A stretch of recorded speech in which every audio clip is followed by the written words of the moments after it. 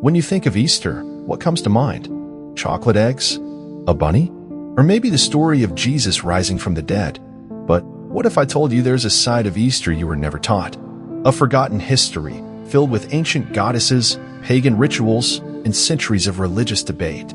This is the story they never told you about Easter. Long before Easter became a Christian holiday, spring was already a time of celebration. The ancient people worshipped a goddess called Astra, the goddess of dawn, light, and new life. She represented spring's arrival, when the world woke up after a cold winter.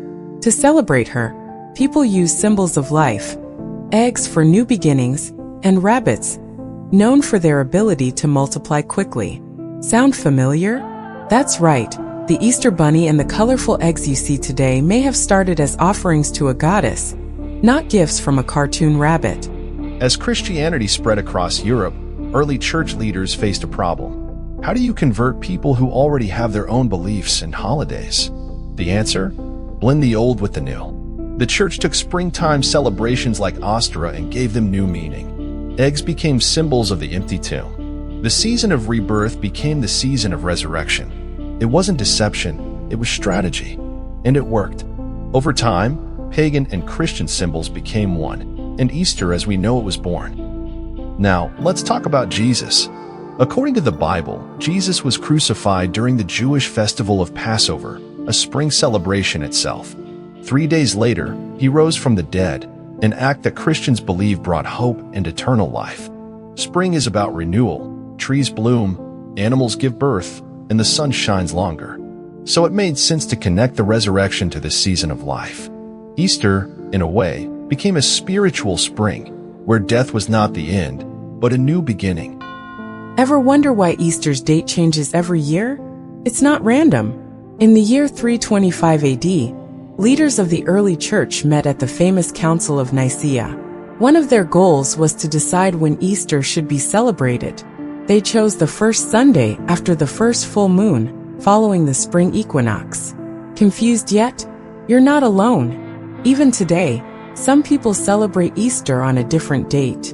Western Christians follow one calendar. Eastern Christians follow another. It's one holiday with many clocks. Today, Easter is celebrated in many different ways, and some of them might surprise you. In Spain, people march through the streets in long, quiet parades. In the Philippines, some even reenact the crucifixion with real nails. In Ethiopia, Easter is called Fasika. It's a time of fasting, then feasting. And in America, it's all about chocolate bunnies, colorful eggs, and family brunch. Different cultures, different customs, but one shared message: life, hope, and celebration. Easter is more than candy and colored eggs. It's a mix of history, faith, culture, and tradition, all layered over centuries. It's about rebirth of nature, of spirit, of hope. And maybe it's about discovering truth in all its forms, even the ones they never taught us in school. So now the question is, what does Easter mean to you? If you learned something new today, give this video a like, share it with a friend, and hit that subscribe button for more untold history and forgotten facts. And in the comments, tell us, what's your favorite Easter tradition, or the one that surprised you the most today? Thanks for watching and happy Easter, no matter how you celebrate.